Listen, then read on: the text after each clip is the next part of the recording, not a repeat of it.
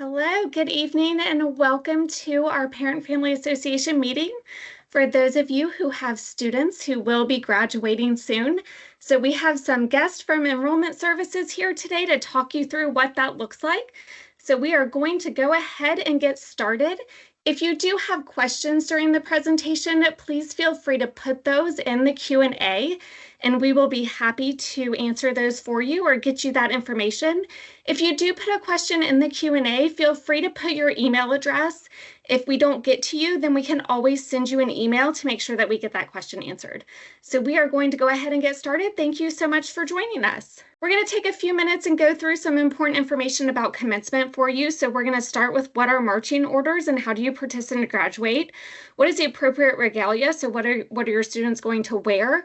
We're going to talk about some important links today that are going to help you get that information later on when you need it. And then again, you'll have that opportunity to ask those questions. And then we're going to talk about who you can contact if you need to follow up or if your student needs to follow up to get some details. And then we've also got some important information from our Parent Family Association that we're going to make sure that we get to you, and then we'll close out. So thank you again for joining us, and we will get right into it. So we have Paul Parker on the call with us, and so we're going to turn it over to him to go ahead and get started and walk you through that information. Great. Thank you, Elizabeth. Good evening, everyone. My name is Paul Parker. I'm the Assistant Vice President and University Registrar. My Director of Curriculum and Graduation Support, Marty Richardson, was planning to be with us tonight, but she's out ill. But I do have Taylor Hull, who is our graduation specialist with us tonight. So she's going to be monitoring the Q&A and answering any questions you might have, putting links into the Q&A and chat so that you have the information as we go through tonight's presentation. And I want to congratulate you all for the hard work that you as parents and family members supporting your learners through their 4 or 5 and maybe some 6 years counting graduate school in regards to getting to this major high point in their lives in regards to receiving that college degree. So I've got a presentation. We're going to go through and kind of talk about some things in regards to getting ready to participate in commencement. For most of your graduates who are going to graduate, whether it's this semester or in spring, in order to be able to participate in commencement, one of the things every student needs to do at least the semester prior to the participation for graduating is submitting the petition to graduate, also known as the application to graduate. There is a website that has the dates that are available for when they need to submit, the petition or the application opens, and what are the deadlines in order for your student, your learner, to be able to finish out their degree and receive their diploma, but also participate in commencement. Because the key thing to remember, your learner will not be able to participate in commencement unless they have met the deadline by submitting their petition to graduate, application to graduate by the requested deadline for commencement participation. And for fall 23 for fall 25 semester this December, that deadline was September 2nd. For those who are looking at graduating in the spring of 26, that deadline is January 17th. Next slide, Elizabeth. Okay, so we are now, hard to believe it is September 15th. So the petition has been closed for about 2 weeks. And so what phase we're in now is our auditors that report up to Marty Richardson. Once your learner has submitted their petition to graduate, their application for graduation, it goes through an audit phase. And what your student learner can do is all of them have access to DegreeWorks. They can log into DegreeWorks. They can see that their petition, their application has come through. It's for fall of 25. They can scroll down and see where they're at. Then at the bottom, after 4 to 6 weeks of them submitting the application, they'll see notes. It will tell them specifically that they're on track, and with completion of the requirements, grades within the requirements, then they'll be able to graduate for the semester. If there's courses missing or requirements missing, whether it's the initial, interim, or final audit, it will tell them, hey, you didn't register for the right class, or you're missing this course, or you might be missing the legislative requirement. Even though they've got all the courses fit, they could be missing a requirement, and that audit will specifically tell them. So we send every student who's petitioned to graduate an email telling them, hey, you need to go check your degree works, make sure you review the audit, and ensure that you're on track for graduation or completing the requirements in this semester. So also, one of the things your learner can do as they're preparing or going through this process, especially if they're in spring or even the semester, is make sure they can contact their academic advisor. They have any questions about their audit, they can go through the process and discuss with their academic advisor, who will also have access to that student's degree works audit. They can see the same notes and talk through the processes and work through any deficiencies as they arise. Next slide. Okay, this is a very important phase right now for the students who are planning to participate in commencement this semester, and they petitioned by the September 2nd deadline. They were all those names were uploaded into what we're calling it with the portal Tassel. Formerly it was Marching Order, but Marching Order changed their name to Tassel. So every student who was uploaded on September 4th, who met the deadline, was uploaded to Tassel and has received an email with the specific instructions on going into RSVP that they plan to attend and participate in commencement. As of today, there are about 2,000 students that have RSVP'd, but that means there's about 2,500, 2,600 students that have not done that. And what that means is the portal is going to close in 2 weeks. So September 28th, the portal is going to close. On September 29th, we're going to pull those names and we're going to start preparing for commencement in December. The students who do not RSVP by the September 28th deadline may not be able to participate because it's going to be based on the numbers. If we do, we're going to put those students on a wait list. And what that means is we'll have to look at the numbers and determine, are they going to be able to participate? If they are, they may not get the 4 tickets that is going to be provided to every student who goes in and RSVPs their attendance. What Tassel does, and I think people need to understand, Tassel is our platform that we collect the students who are going to RSVP their attendance. And then for those students, we go into phase 2 after the September 28th deadline.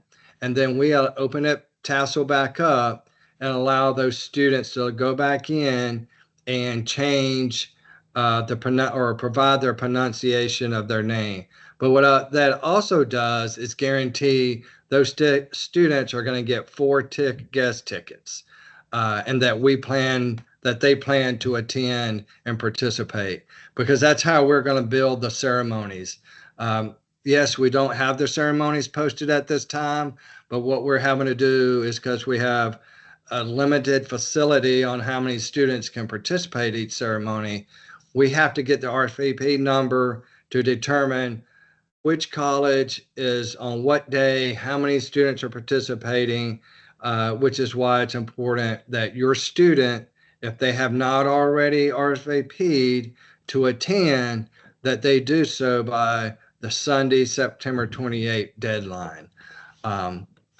If there's any questions related to that, the information's on our commencement website.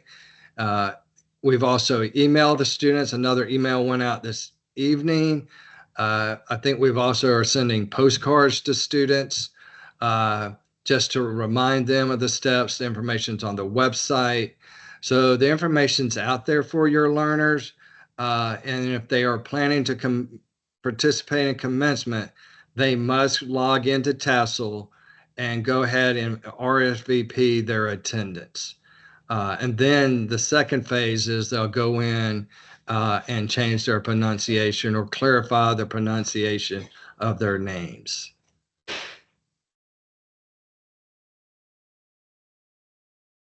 Okay, we'll go to the next slide. Okay, yep. So the next tassel and petition deadline changes. Yeah, to have firm commencement registration numbers prior to posting the order of ceremonies on October 4th. So like I said, on Monday the 29th, we're going to pull the data out of tassel, see all the students who have RSVP'd, and then we're going to build the ceremonies based on those numbers, which we will post on Monday, October 4th. How Tassel will be open for 1 month to allow students to submit their reservation to participate in commencement. Like I said, Tassel opened on September 2nd and will close September 28th at 11:59 p.m. And I will just say, to be honest, and Taylor knows this because she's the one filling the questions, it never fails. 1 a.m., 2 a.m., 8 a.m., the emails start pouring in for students who missed the deadline, want to get added back. Those students are going to be added to the wait list for failing to follow the instructions and meeting our deadlines. And then for those students who are planning to graduate in spring of 26, the deadline is January 17th. And then for those who plan to graduate in the summer of 2026, the same deadline as spring is January 17th. The key thing for any student who's going to graduate in the summer, that means they're going to take the courses needed to finish their degree in the summer. They will submit an application for graduation for summer. They do not need to submit it for the spring. They will need to submit it for summer, but by January 17th, and then we grab those students and upload them into Tassel. Next slide. Okay, approved regalia. We're going to really start enforcing the regalia. We started this past spring. We're going to this fall. Only students who are wearing the regalia with the 2 seals, like this picture here, are going to be allowed to participate. Yes, there might be individuals who got a brother or sister who graduated 4 or 5 years ago and has an all black gown and they want to use that, or they've gone onto Amazon and got a black gown. Those gowns are not going to be permitted. We send those students over to the bookstore when they check in. They're sent over there to purchase or rent a gown at that time. So it's best to go ahead and get those gowns from the bookstore or through Jostens that are the approved gowns. And one thing we want to really clearly state to students and learners, students must arrive at check-in wearing the approved regalia no later than 30 minutes prior to the start of the ceremony. So for every student who's participating in a 10 a.m. ceremony, if they have to be checked in the rec center by 9:30.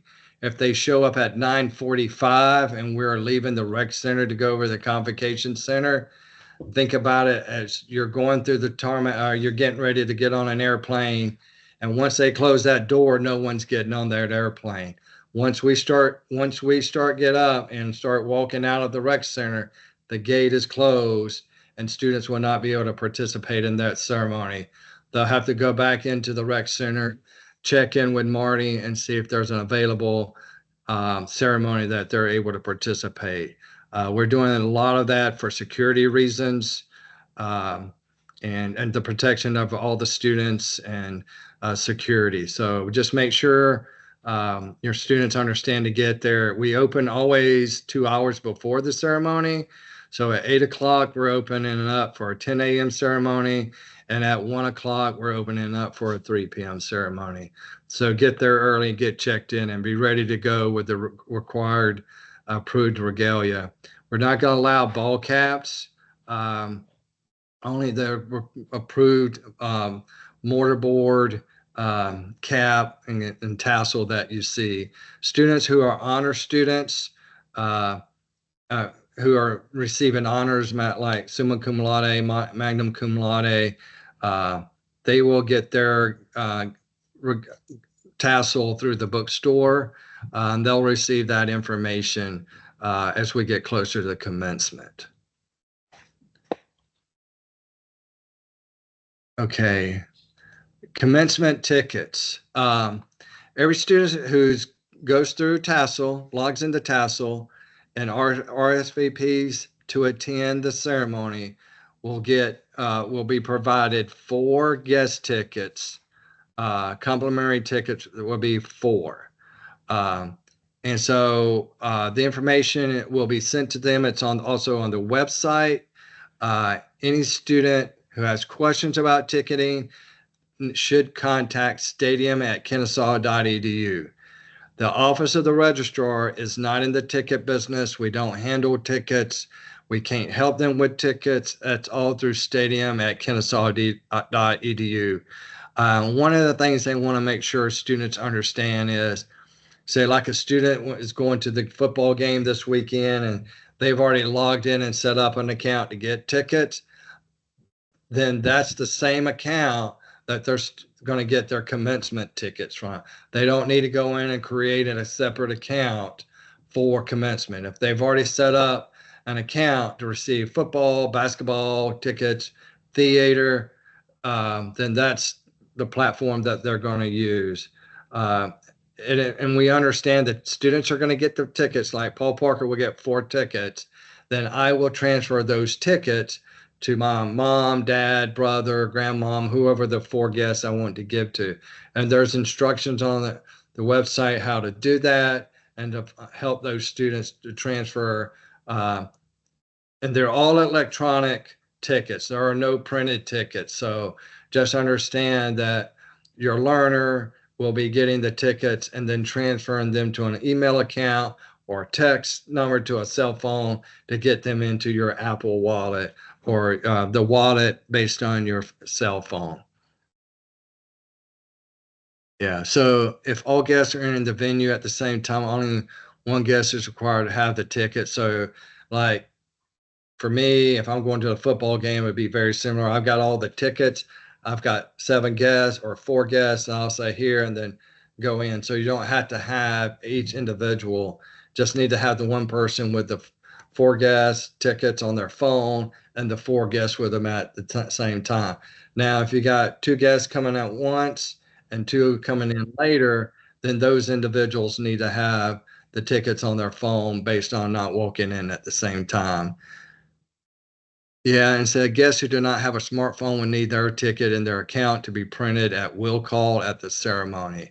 And that's where you can work with stadium@kennesaw.edu to help them. And we always get questions about babies. As long as that baby is going to be sitting in someone's lap, that baby does not, or toddler does not need a ticket to get into the venue. And the venue is the Convocation Center, which is where we host our basketball games and our volleyball games. But the key thing is they will not need a ticket as long as they're sitting in the lap of the parent or loved one that they're attending with. Next slide, please.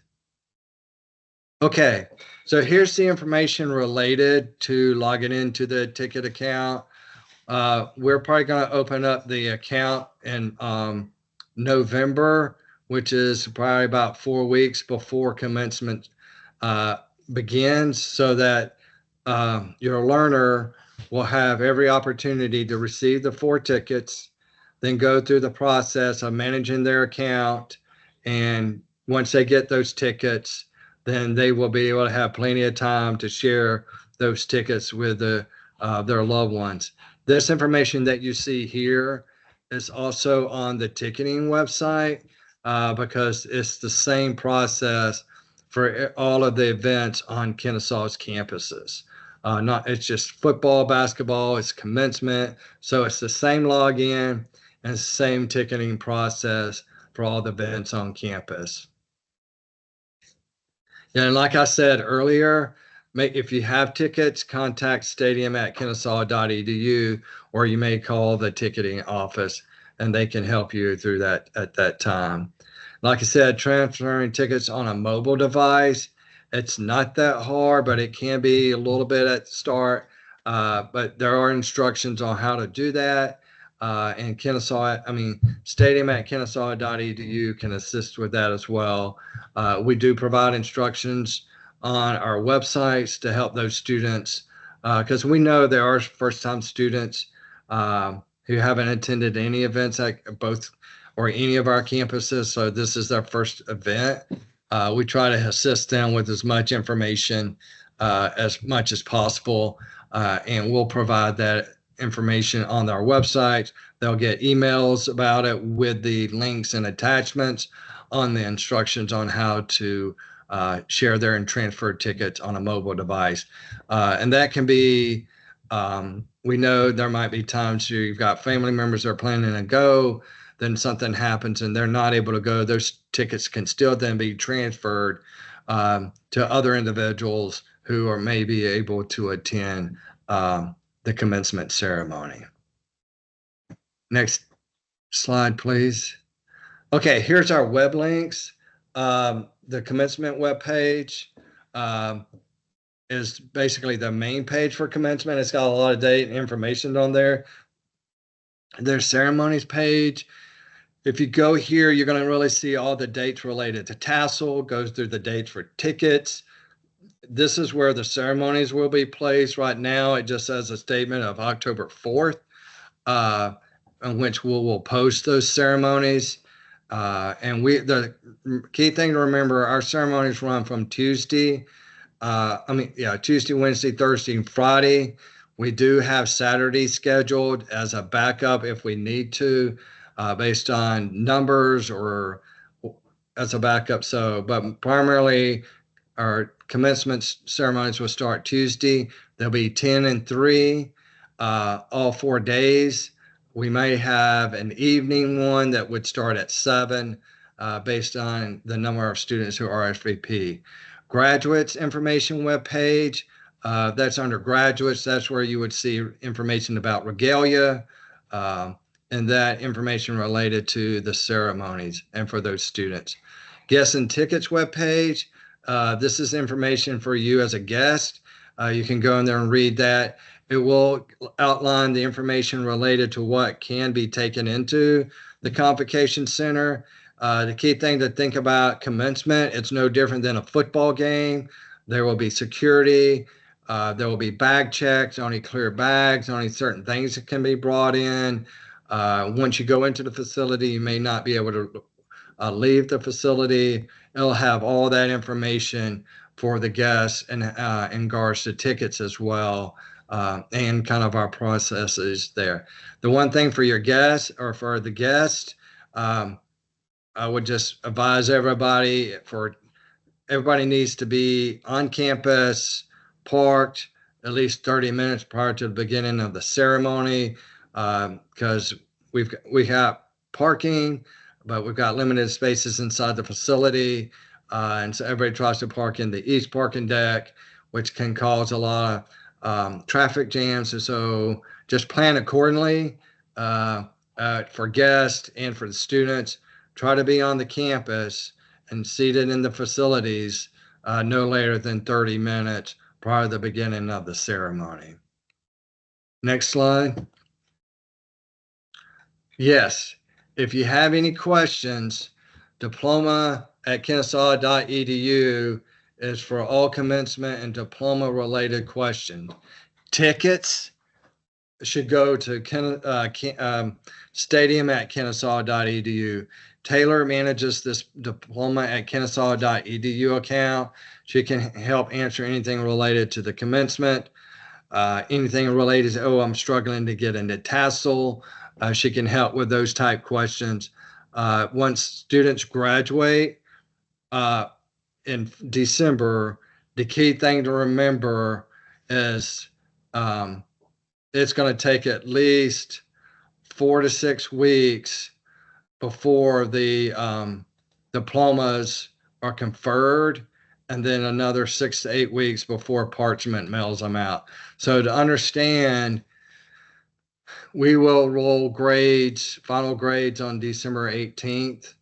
And so what students need to understand is we're not going to have diplomas ready for them the next week. It'll be January once we confer the degrees, and then look for diplomas to be hitting the students' mailboxes in about April, or I should say March. I'm sorry, March at the latest. We use Parchment for our diplomas. Once students are uploaded into Parchment, they will receive an email from Parchment that will give them 72 hours to log into Parchment, confirm the mailing address in which they want the diploma mailed to, and then that's where the diploma is going to go to. If they miss the 72-hour deadline, then their diploma is going to be mailed to what we have in the system for them. But they will have the opportunity, once they're uploaded, they'll get an email saying you got 72 hours to go in and change the mailing address or confirm the mailing address. And they will also receive part of that email on how to receive their electronic digital diploma that will be provided to them as well. So that is the presentation. I'm happy to take questions. Taylor, are you answering questions as they come in? Yeah, we haven't had any complicated questions, but we have been getting a few. They have been getting answered. So if you have anything, feel free to drop it in the chat. Yeah. And there is a question about, does a student need to submit a petition for graduation even if he's not participating in the ceremony? That is yes. Without that petition for graduation, as we call it now, application for graduation, we won't know if the student is ready to graduate.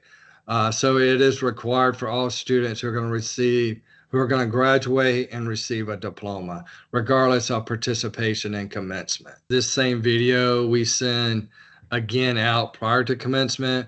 We also send a video via email to the students who have RSVP to attend tassel. So one of the key things, just remind your learners that they should be checking their KSU email account, basically at least, if not daily, weekly, to look for emails from the KSU registrar's office, from tassel. There'll be tickets information coming out from ticketing our stadium regarding the information they need to receive their tickets. So it's imperative that they are following and checking these emails, because, and Taylor knows this, we get questions, or I should say, we always get, I never got notified. And Taylor can go in and see exactly when we sent the email. Yes, they received it. If they've opened it, which some of them have, and still would tell us they didn't get it. And even if they went in and logged in or hit the links. So just and then I will be honest with you too, we do have some students who've opted out of email communication from KSU, which includes ticketing, commencement, all communication from the registrar's office. So when they say they didn't get it, that might be true because they, as a student, chose to opt out of these communications. And if they're not getting communicated to, they need to reach out to diploma@kennesaw.edu so we can get them opted back in. Also, again, here are all of those links if you need to take a moment to make a quick screenshot of those so you can know where to go if you need them. And then here is that email address again, in case you have any additional questions that you weren't able to pop in the chat or that you want to ask privately or have your student ask. You can go ahead and have your student reach out and email Taylor here at the diploma@kennesaw.edu. And then we are going to have Madison from our Department Parent Family Programs hop on and give you a quick overview of Forever Owl Fest. Of course. Thank you all for joining us tonight. So, Forever Alphas was kind of mentioned in that video, so feel free to scan the QR code or click the link that was in the comments and watch that again. But Forever Alphas is kind of a big party that we host right after Commencement. Is hosted by our alumni association, and so but parents and family programs are always there. We're passing out proud family stickers, buttons, all the fun things. Everything at Forever Alphas is free, so right after you walk out, just come to the campus green. There's lots of fun photo props, swag that all the different colleges hand out. It's really a great time to celebrate your graduate and also the families and supporters that got them there. And then another great way to celebrate your graduate is with a senior brick. So brick orders are now open. They are $100 to purchase, and then 50 of that $100 goes towards our parent family grant program, which is a sort of scholarship for clubs on campus. Bricks will be installed before spring 2026 commencement, and so you can get them either on the Kennesaw or the Marietta campus. That QR code will take you to an order form, and there you can defer to which campus you want and also what you would like written on your brick. And I think that's all we have for tonight. I'm going to turn it over to Elizabeth to close us out, but thank you all so much for joining us. Yeah, but thank you all for joining us. If you do have any additional questions about commencement, about those steps, you can always have your student follow up.